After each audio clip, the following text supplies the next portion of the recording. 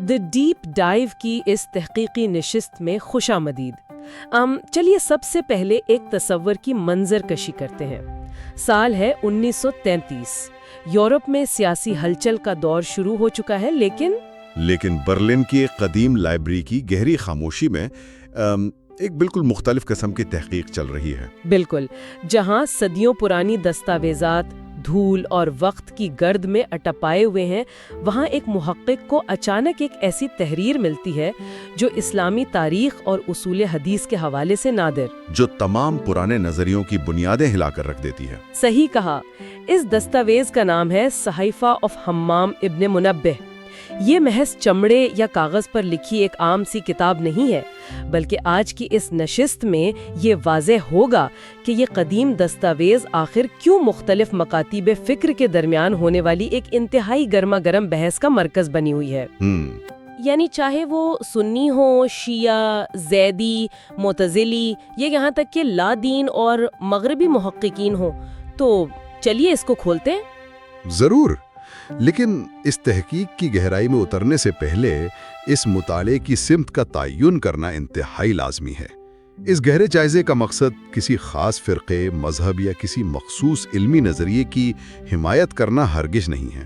بالکل، ہمارا مقصد وہ نہیں ہے۔ ہاں، کیونکہ جو تاریخی مواد سامنے ہیں اس میں انتہائی حساس اور تنقیدی سوالات شامل ہیں، ایسے سوالات جنہیں اکثر تاریخی تحقیق میں دبانے کی کوشش کی جاتی ہے یا ان پر کھل کر بات نہیں ہوتی۔ صحیح۔ یہاں بنیادی مقصد صرف اور صرف ان حقائق اور تاریخ کے مختلف زاویوں کو بالکل شفاف انداز میں پیش کرنا ہے جو اس قدیم دستاویز سے جڑے ہیں۔ یہ ساری گفتگو مکمل طور پر غیر جانبدارانہ ہوگی تاکہ تاریخ کے اس اہم حصے کا ایک خالص علمی اور محققانہ جائزہ لیا جا سکے۔ یہ وضاحت واقعی ضروری تھی، کیونکہ جب ہم اس دستاویز کے مصنف یعنی حمام ابن منبہ کی زندگی پر غور کرتے ہیں تو شروع میں ہی ایک انتہائی حیرت انگیز تمثیل سامنے آتی ہے۔ ان کا دور تقریباً 19 ہجری سے 101 ہجری تک پھیلا ہوا ہے، پہلی صدی ہجری کا وقت۔ ہاں، اور ان کا تعلق یمن کے ابنا قبیلے سے تھا۔ یہ وہ لوگ تھے جو اصل میں فارسی نژاد تھے اور صدیوں پہلے آ کر یمن میں آباد ہو گئے تھے۔ لیکن ان کی کہانی میں جو چیز سب سے زیادہ متوجہ کرتی ہے وہ ان کے اپنے بھائی وہب ابن منبہ۔ بالکل، وہب ابن منبہ کے ساتھ ان کا علمی ٹکراؤ یا فرق ہے۔ وہب اس وقت اسرائیلیات یعنی یہودی اور عیسائی کہانیوں اور ان کے واقعات کے بہت بڑے ماہر مانے جاتے تھے، اور اس وقت ان کہانیوں کا بہت چرچا بھی تھا۔ ہاں، تو ایک ہی گھر میں رہتے ہوئے حمام نے خود کو اپنے بھائی کے اس تاریخی شوق سے بالکل الگ تھلگ رکھا۔ انہوں نے اپنی توجہ صرف اور صرف اسلامی فقہ اور خالص احادیث کو جمع کرنے تک محدود رکھی۔ یہ ایک ہی چھت کے نیچے دو بالکل مختلف علمی دریاؤں کا بہنا اس مطالعے کا ایک بہت ہی دلچسپ پہلو ہے۔ اچھا، دونوں بھائیوں کے اس ذہنی فرق ہی نے شاید حمام کو ایک مخصوص علمی راستے پر ڈالا۔ حمام کا یہ صحیفہ اصل میں 138 احادیث پر مشتمل ایک مجموعہ ہے۔ 138 صرف؟ ہاں، صرف 138۔ اور اس کی سب سے اہم خصوصیت یہ ہے کہ حمام نے یہ تمام احادیث براہ راست اپنے استاد مشہور صحابی ابو ہریرہ سے سن کر تحریر کی تھی۔ جب اس صحیفہ کے مواد کا جائزہ لیا جاتا ہے تو اس کا مرکز بہت سادہ معلوم ہوتا ہے: عبادات، اخلاقیات، پاکیزگی اور آخرت کے مناظر۔ یعنی کوئی پیچیدہ مباحث نہیں ہے اس میں؟ صحیح کہا۔ اس میں اس دور کی کوئی بڑی سیاسی بحث یا عقائد کے مشکل اور پیچیدہ مسائل کا ذکر نہیں ملتا، لیکن اگر ہم اسے بڑی تصویر سے جوڑیں اور اس مواد کو اس وقت کے مغربی تاریخی تحقیق کے پس منظر میں دیکھیں تو ایک مکمل تصادم نظر آتا ہے۔ بالکل، اس صحیفے کی دریافت نے مستشرقین یعنی مغربی محققین کے درمیان ایک بہت بڑا علمی بھونچال مچا دیا تھا۔ اس بھونچال کی نوعیت کیا تھی؟ میرا مطلب ہے آخر 1933 میں ملنے والی اس ایک کتاب نے کون سے ایسے پہاڑ گرا دیے تھے جو مغربی دنیا میں صدیوں سے قائم تھے؟ اس کو سمجھنے کے لیے تھوڑا ماضی میں جانا ہوگا۔ 19ویں اور 20ویں صدی میں اگناز گولڈزیہر اور جوزف شاخت جیسے مشہور مستشرقین کا ایک بہت بڑا اور مقبول دعویٰ تھا، جو کہ بیک پروجیکشن کے حوالے سے تھا۔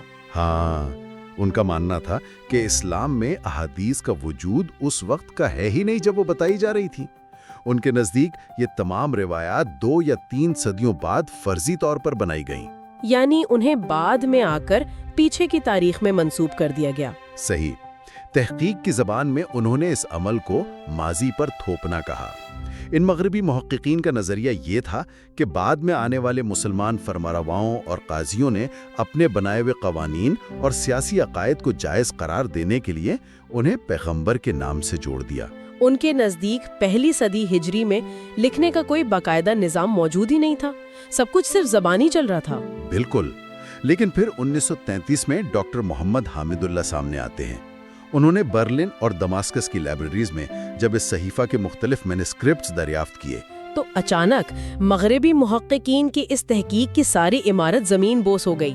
وہی تو، کیونکہ 2 مختلف شہروں سے ملنے والے یہ نسخے اس بات کا جیتا جاگتا اور ٹھوس ثبوت بن گئے کہ احادیث 2 یا 3 صدی میں نہیں بلکہ پہلی صدی ہجری میں ہی باقاعدہ لکھی اور محفوظ کی جا رہی تھی۔ اور اس بات کی تصدیق بعد میں ہیرلڈ موڈسکی جیسے جدید تاریخ دانوں نے بھی کی ہے۔ انہوں نے ثابت کیا کہ یہ مینuscripts اور ان تک پہنچنے والے راویوں کے سلسلے تاریخی طور پر بالکل درست ہیں۔ یہ بالکل ایسی حیرت انگیز دریافت تھی جیسے لوگ صدیوں سے بحث کر رہے ہوں کہ آلہ تحریر یعنی ٹائپ رائٹر 20ویں صدی کی ایجاد ہے اور اچانک کسی خنڈر سے 18ویں صدی کی ایک مکمل ٹائپڈ کتاب دریافت ہو جائے۔ یہ تمثیل واقعی اہمیت کو واضح کرتی ہے، یعنی ڈاکٹر حامد اللہ کی تحقیق نے یہ ماننے پر مجبور کر دیا کہ پہلی صدی ہجری میں ہی علمی مواد کو قلم بند کرنے کا نہ صرف رجحان موجود تھا بلکہ اس کا ایک باقاعدہ نظام تھا۔ ہم نے اپنے استاد کے بیانات کو صرف ذہنی حافظے پر نہیں چھوڑا بلکہ انہیں سیاہی اور کاغذ کے ذریعے قید کیا، جو صدیوں بعد تاریخ کا رخ بدلنے کا سبب بنا۔ یہاں بات واقعی بہت دلچسپ ہو جاتی ہے کیونکہ اس پوری دستاویز کی بنیاد اس کی 138 احادیث صرف اور صرف ایک شخصیت پر کھڑی ہیں اور وہ ہے ابو ہریرہ۔ صحیح۔ یہی وہ مقام ہے جہاں مختلف مکاتب فکر کے انتہائی تنقیدی اور چبھنے والے سوالات سامنے آتے ہیں۔ تو سب سے پہلے اس بات کا جائزہ لیتے ہیں کہ روایتی سنی موقف اس تنقید کا سامنا کیسے کرتا ہے۔ اچھا، سنی علماء اور اصول حدیث کے ماہرین کے نزدیک ابو ہریرہ کا مقام بہت اعلیٰ اور مسلم ہے۔ ان کا دفاع اس بنیاد پر ہے کہ ابو ہریرہ کا حافظہ انسانی عقل کے عام معیارات سے کہیں زیادہ بے مثال تھا، جس کی وجہ پیغمبر کی وہ مخصوص دعا بتائی جاتی ہے جو انہوں نے ان کے حافظے کے لیے کی تھی۔ وہ کاروبار اور عام زندگی کو ترک کر کے مسجد نبوی میں قیام کیا تھا اور ان کا واحد مقصد دن رات صرف علم حاصل کرنا اور پیغمبر کی صحبت میں رہنا تھا۔ یعنی ان کا پورا فوکس ہی یہی تھا۔ اور اس دستاویز کی جو اسناد ہے، جو حمام سے شروع ہو کر معمار ابن راشد اور وہاں سے عبد الرزاق تک پہنچتی ہے، اسے کلاسیکل حدیث سائنس میں انتہائی مضبوط مانا جاتا ہے۔ اسے سنہری اسناد یا گولڈن چین کی حیثیت حاصل ہے۔ لیکن جب ہم اس مسئلے کو شیعہ مکتب فکر کے زاویے سے دیکھتے ہیں تو یہ سنہری اسناد ان کے لیے اہمیت کھو دیتی ہے۔ امامی شیعہ علماء اس صحیفہ کو بنیادی طور پر قبول ہی نہیں کرتے، اور ان کی تحقیق کسی فنی خرابی پر مبنی نہیں ہے۔ نہیں، ان کا بنیادی اعتراض سیاسی اور تاریخی پس منظر پر مبنی ہے۔ ان کا سب سے بڑا اعتراض یہ ہے کہ ابو ہریرہ کے معاویہ کے ساتھ سیاسی تعلقات تھے جو کہ علی کے مخالف تھے۔ صحیح۔ اس دور کی سیاسی کشمکش کی روشنی میں شیعہ محققین ایک بہت اہم اور چبھنے والا سوال اٹھاتے ہیں کہ اگر یہ صحیفہ اتنا ہی مستند ہے تو اس میں علی اور اہل البیت کی فضیلت، ان کے علم یا ان کے کردار کے بارے میں کوئی احادیث کیوں موجود نہیں ہے؟ ہاں، ان کے نزدیک یہ خاموشی خود اس دور کے سیاسی اثر و رسوخ کی اور ایک مخصوص بیانیے کو فروغ دینے کی نشاندہی کرتی ہے۔ یہ سیاسی تنقید اپنی جگہ ایک بہت بڑا وزن رکھتی ہے، اور اگر ہم تھوڑا اور آگے بڑھیں تو زیدی اور معتزلی مکاتب فکر کے زاویے اس تحقیق میں ایک نیا رخ شامل کرتے ہیں۔ جیسے زیدی علماء، جن کا ایک بڑا مرکز ہمیشہ سے یمن رہا ہے، وہ اس صحیفہ کو کچھ حد تک قبول کرتے ہیں کیونکہ وہ اس سے اپنا یمنی علمی ورثہ تصور کرتے ہیں۔ چونکہ حمام کا تعلق یمن سے تھا، اس لیے زائدی اسے اپنی تاریخ کا حصہ مانتے ہوئے محتاط نگاہ کے ساتھ جگہ دیتے ہیں۔ لیکن دوسری طرف معتزلی ہیں، یہ لوگ اپنے عقل پسند نظریاؤں اور منطقی فلسفے کے لیے جانے جاتے تھے۔ ان کا اعتراض سیاسی نہیں ہے بلکہ خالص اصول حدیث پر ہے۔ بالکل، وہ اسے خبر الاحد قرار دیتے ہیں، یعنی ایک ایسی خبر یا حدیث جو صرف ایک سلسلے یا ایک راوی کی طرف سے آئی ہو۔ معتزلی فلسفے کا بنیادی اصول یہ ہے کہ کسی بھی ایک شخص کی دی گئی خبر پر اسلامی عقائد یعنی بنیادی تھیولوجی کی عمارت کھڑی نہیں کی جا سکتی۔ یعنی راوی چاہے کتنا ہی سچا اور کامل الحافظہ کیوں نہ ہو، اکیلی روایت میں یقینی درجہ نہیں ہوتا، بلکہ اس میں غلطی یا بھول کا امکان ہمیشہ باقی رہتا ہے۔ صحیح، اور اس مذہبی بحث سے بالکل الگ ایک اور زاویہ بھی ہے، لادین، سیکولر اور جدید مغربی محققین کا نظریہ، جو کسی تاریخی عقیدت کے بجائے خالص انسانی ذہن اور حافظے کی سختی پر سوال اٹھاتا ہے۔ جن کا بنیادی سوال منطق پر مبنی ہے، یعنی ابو ہریرہ نے پیغمبر کے ساتھ اپنی زندگی کے صرف آخری 3 سال گزارے تھے، تو ان محققین کے مطابق کیا یہ ممکن ہے کہ صرف ان 3 سالوں میں کسی انسان نے ہزاروں کی تعداد میں احادیث سن لی ہوں، انہیں مکمل سیاق و سباق کے ساتھ یاد کر لیا ہو اور پھر انہیں بغیر کسی غلطی کے آگے منتقل کر دیا ہو؟ اچھا، ماڈرن کوگنیٹو سائنس یعنی انسانی ذہن کی جدوجہد کا حوالہ دیتے ہوئے ان کا ماننا ہے کہ انسانی حافظہ اتنا محدود ہوتا ہے کہ 100 سال بعد لفظ بلفظ لمبی باتیں یاد رکھنا ناممکنات میں سے ہے۔ ان کے نزدیک ایسی دستاویزات اشارہ کرتی ہیں کہ بعد کے دور میں لوگوں نے مختلف باتیں، کہانیاں یا اقوال ان کے مقبول نام سے منسوب کر دیے تاکہ عوام میں قبولیت مل سکے۔ یہ چاروں مختلف زاویے اس بات کی آئینہ داری کرتے ہیں کہ ایک ہی کاغذ کے ٹکڑے کو پڑھنے کے لیے لوگ کتنی مختلف اینکیں استعمال کرتے ہیں۔ اب اگر ہم اس صحیفہ کی منتقلی کے فنی سفر پر غور کریں تو تحریر کا 1 صدی سے دوسری صدی تک کا سفر خود بحث کا ایک بڑا میدان ہے۔ بالکل، اس صحیفہ کو نسلاً بعد نسلاً آگے بڑھانے میں 2 بنیادی نام آتے ہیں، معمر ابن راشد اور ان کے شاگرد عبد الرزاق۔ اور اس سفر میں جو میتھمیٹیکل یا حسابی سوال اٹھتا ہے وہ انتہائی دلچسپ ہے۔ میں دیکھ رہی تھی کہ حمام کی وفات سے لے کر عبد الرزاق کے دور تک تقریباً 150 سال کا لمبا عرصہ بنتا ہے، اور اس 1.5 صدی کے لمبے سفر میں اس دستاویز کو منتقل کرنے والے درمیان میں صرف 3 افراد ہیں، حمام، ان کے شاگرد معمر اور ان کے شاگرد عبد الرزاق۔ ایک عام ذہن کو یہ بات ہضم کرنا واقعی مشکل لگتا ہے۔ جی، H.A.J. جوائن بول جیسے مغربی مفکرین نے اسی حسابی ممکنت پر مشترک کڑی کا نظریہ، جسے کامن لنک تھیوری کہتے ہیں، پیش کیا۔ ان کا دعویٰ یہ ہے کہ اگر بعد کے تمام سلسلے صرف اور صرف عبد الرزاق پر آ کر ٹھہر جاتے ہیں تو عقلی طور پر یہ ماننا زیادہ آسان ہے کہ یہ کتاب اصل میں حمام نے نہیں لکھی تھی، بلکہ یہ خود عبد الرزاق کی اپنی جمع کردہ تحریر تھی، جسے انہوں نے پرانے اساتذہ کا نام دے کر مستند بنایا۔ لیکن اس مغربی مشترک کہانی کے اعتراض کا مسلمان اصول حدیث کے ماہرین نے بہت واضح اور ٹھوس دفاع کیا ہے۔ ان کا کہنا ہے کہ چھوٹی اسناد، یعنی جس میں راویوں کی تعداد کم ہو، وہ حدیث سائنس میں کوئی کمزوری نہیں ہے، بلکہ اسے اسناد عالی کہا جاتا ہے، جو کہ ایک اعلیٰ فنی وصف مانا جاتا ہے۔ صحیح کہا۔ کم راویوں کا منطقی نتیجہ یہ ہے کہ معلومات کے بدلنے یا غلطی کے امکانات اتنے ہی کم ہو جاتے ہیں، اور جہاں تک 150 سال اور صرف 3 افراد کی اس میت کی بات ہے، اسے سمجھنے کے لیے اس دور کے علمی رویوں کو دیکھنا ہوگا۔ اس وقت لوگ بچپن میں ہی یعنی نوجوانی سے پہلے ہی بڑے علماء کے پاس علم حاصل کرنا شروع کر دیتے تھے۔ تو یہ بالکل ممکن اور تاریخی طور پر تصدیق شدہ ہے کہ معمر نے انتہائی چھوٹی عمر میں بہت ضعیف حمام سے علم حاصل کیا ہو۔ ہاں، اور پھر آگے عبد الرزاق میں بھی چھوٹی عمر میں اپنے استاد سے یہ مواد لیا ہو اور خود بہت لمبی عمر پائی ہو۔ مصطفیٰ اعظمی جیسے جدید اسکالرز نے اس بات کو تفصیل سے ثابت کیا ہے کہ کسی ایک استاد پر آ کر سب کا جمع ہونا جال سازی نہیں ہے، بلکہ یہ ایک انتہائی مشہور اور معروف استاد کی جامعہ کلاس کی نشاندہی کرتا ہے، جہاں سے علم باقی دنیا میں پھیلا۔ یہ تو ہو گئی اسناد اور دستاویز کے سفر کی بات کہ پچھلے 150 سال میں یہ کیسے محفوظ رہی، لیکن اگر ہم اس کتاب کو کھولیں اور پڑھیں کہ اس کے اندر لکھا کیا ہے تو وہاں عقل انسانی اور مذہب کا ایک نیا اور شدید ٹکراؤ نظر آتا ہے۔ مواد کا تنقیدی جائزہ۔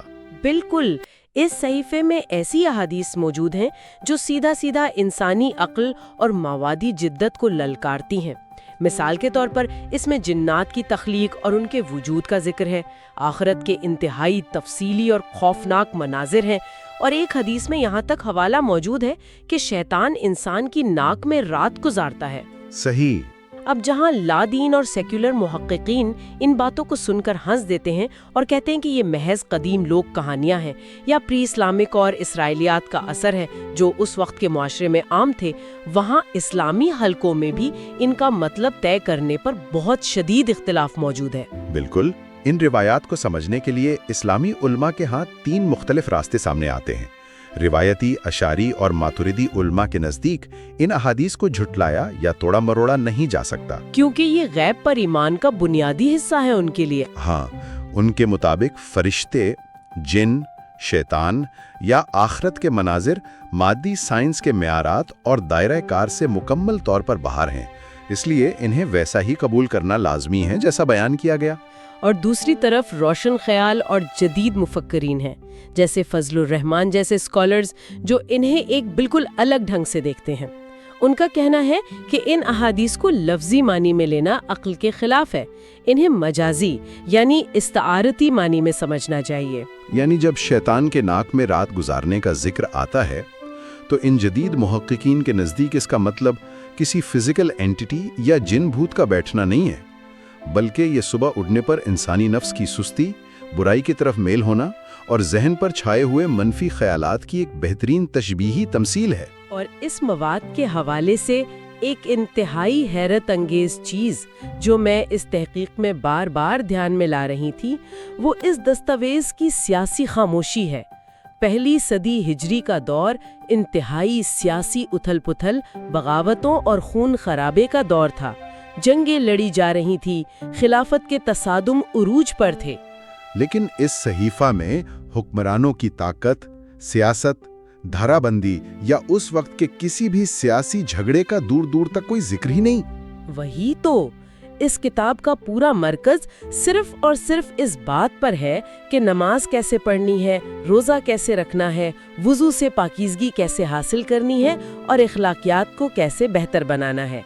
ایسا لگتا ہے جیسے باہر کی دنیا میں کچھ ہو ہی نہیں رہا۔ یہ ایک اہم سوال کھڑا کرتا ہے محققین کے لیے۔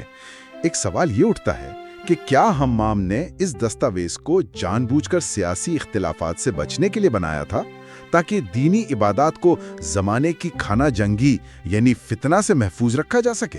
یا پھر کیا اس کی وجہ یہ تھی کہ اس وقت کے عام مسلمانوں کے لیے عبادات اور اخلاقیات ہی اصل دینی تعلیمات تھیں جنہیں وہ حکمرانوں کی لڑائیوں سے بالکل الگ مانتے تھے؟ دونوں باتیں ہو سکتی ہیں۔ ویسے دلچسپ بات یہ ہے کہ کچھ جدید محققین کے مطابق اس کتاب کا بالکل غیر سیاسی ہونا ہی اس کے اصلی اور مستند ہونے کی سب سے بڑی دلیل ہے، کیونکہ ان کے نزدیک اگر یہ دوسری صدی میں کوئی فرضی کتاب بنائی جاتی تو اس میں ضرور اس وقت کے سیاسی فریقین کی حمایت یا مخالفت میں کوئی نہ کوئی سرگوشی ضرور شامل کی جاتی، چاہے امیاد ہوں یا عباسد ہوں۔ بالکل، اس کتاب کا خالص عبادت پر مبنی ہونا اس کے فطری ہونے کا ثبوت ہے۔ تو اس سب کا مطلب کیا ہے؟ جب ہم تاریخ کے ان قدیم ورقوں کو پلٹ کر واپس آج کی اس تیز ترین دنیا میں آتے ہیں تو ذہن میں یہ بنیادی سوال آتا ہے، ایک عام انسان جو آج اس ڈیجیٹل دور میں بیٹھا ہے، اس کا 7ویں صدی کی اس دستاویز سے کیا تعلق ہو سکتا ہے؟ اگر ہم اس پوری تحقیق کو آج کے دور میں معلومات کی تصدیق یعنی انفارمیشن ویریفیکیشن کے عمل سے جوڑیں تو پتہ چلتا ہے کہ یہ بحث صرف ایک مذہبی دستاویز کی نہیں بلکہ یہ انسانی تاریخ میں معلومات کو محفوظ رکھنے کی ایک سب سے پہلی اور عظیم کوشش کی کہانی ہے۔ یہ موازنہ انتہائی برمحل ہے۔ آج کے دور میں جہاں ہم مسلسل جعلی خبریں، مصنوعی حقائق اور معلومات کے ایسے طوفان کا شکار ہیں جہاں حقیقت اور جھوٹ کا فرق مٹ گیا ہے، ایسے میں 7ویں صدی کے ان لوگوں کا علم کو محفوظ رکھنے کا نظام حیران کن معلوم ہوتا ہے۔ انہوں نے اسناد یعنی راویوں کی زنجیر کا جو زبردست فنی نیٹ ورک تشکیل دیا وہ تاریخ کا ایک بے مثال کارنامہ ہے۔ صحیح، انہوں نے صرف سنے ہوئے الفاظ کو کاغذ پر نہیں اتارا، بلکہ ہر لفظ بولنے والے انسان کے کردار، اس کی سچائی، اس کے حافظے کی طاقت اور اس کے اساتذہ کے ساتھ اس کے اٹھنے بیٹھنے کا پورا تاریخی ریکارڈ محفوظ رکھا۔ اس بات سے قطع نظر کہ کوئی اس دستاویز پر مذہبی عقیدت رکھتا ہے یا اسے صرف ایک سیکولر تاریخ اور پرانی تحریر کے طور پر دیکھتا ہے، صحیفہ آف حمام بن منبہ معلومات کی حفاظت کی ایک ایسی مثال ہے جو تاریخ میں اپنی مثال آپ ہے۔ بالکل۔ ایک ایسے وقت میں جب دنیا بھر میں لوگ صرف کہانیوں اور سنی سنائی باتوں پر یقین کر لیتے تھے، وہاں ان لوگوں نے ایک پوری سائنس بنا دی کہ بات کون کہہ رہا ہے، کس سے سن کر کہہ رہا ہے، اور کیا وہ فرد عقلی اور کرداری طور پر یہ بات کہنے کے قابل ہے بھی یا نہیں۔ اگر ہم اس نشست کو سمیٹنا چاہیں تو یہ واضح ہوتا ہے کہ صحیفہ آف حمام بن منبہ صرف چند پرچوں پر بکھری ایک تحریر نہیں ہے، یہ مختلف عقائد، فلسفے اور صدیوں پرانی علمی کشمکش کا ایک زندہ آئینہ ہے۔ صحیح کہا۔ اس ایک چھوٹی سی تحریر نے ان انتہائی اہم اور حساس سوالات کو آج تک زندہ رکھا ہے کہ ہم تاریخ کو کیسے لکھتے ہیں، بدلتے وقت کے ساتھ اسے کیسے محفوظ کرتے ہیں، اور سب سے بڑھ کر انسانی ذہن کس حد تک کسی تاریخی حقیقت پر یقین کر سکتا ہے۔ مغربی محققین کے انکار سے لے کر ڈاکٹر حمید اللہ کی حیرت انگیز دریافت تک، اور روایتی علماء کے جوشیلے دفاع سے لے کر شیعہ معتزلی اور جدید ریشنلسٹس کی سخت تنقید تک، یہ دستاویز آج بھی تحقیق کے طلبگاروں کے لیے عظیم مرکز بنی ہوئی ہے۔ واقعی۔ اس سے پہلے کہ اس تحقیق اور بحث کو مکمل کیا جائے، آخری لمحات میں ایک نیا اور فکریہ سوال چھوڑتے ہیں جس پر غور کرنا وقت کی ضرورت ہے۔ اگر 7ویں صدی کے ایک چھوٹے سے یمنی قبیلے سے وابستہ مصنف کی نوٹ بک کو صدیوں تک اتنی گہری تحقیق، اختلافات، تنقید اور تصدیق کے انتہائی مشکل عمل سے گزرنا پڑا تاکہ اس کی سچائی پرکھی جا سکے، تو آج کے اس جدید دور میں جو ڈیجیٹل مواد، انٹرنیٹ کے کلاؤڈز اور سوشل میڈیا کے پلیٹ فارمز پر ہر وقت سچائیاں اپلوڈ ہو رہی ہیں، آخر ان کا مستقبل کیا ہوگا؟ بالکل، کیا آنے والے وقتوں میں مثلاً 1000 سال بعد آنے والے محققین ہمارے اس بے حساب ڈیجیٹل شور میں سے اصل سچائی اور تصدیق شدہ حقائق کو الگ کر پائیں گے؟ یا ہماری صدی کا سارا ڈیٹا کسی پرانی ہارڈ ڈرائیو میں گمنام ہو جائے گا، اور فیوچر کے تاریخ دان اس بات پر بحث کرتے رہیں گے کہ 21ویں صدی کا اصل سچ آخر تھا کیا؟ بہت اہم سوال ہے یہ۔ اس آخری اور خیال انگیز سوال کے ساتھ ہی دی ڈیپ ڈائیو کی آج کی اس تحقیقی نشست کو یہیں مکمل کرتے ہیں۔ امید ہے تاریخ اور تحقیق کے حوالے سے کچھ نئے اور انوکھے زاویے سامنے آئے ہوں گے۔ اگلی بیٹھک تک کے لیے خدا حافظ۔ خدا حافظ۔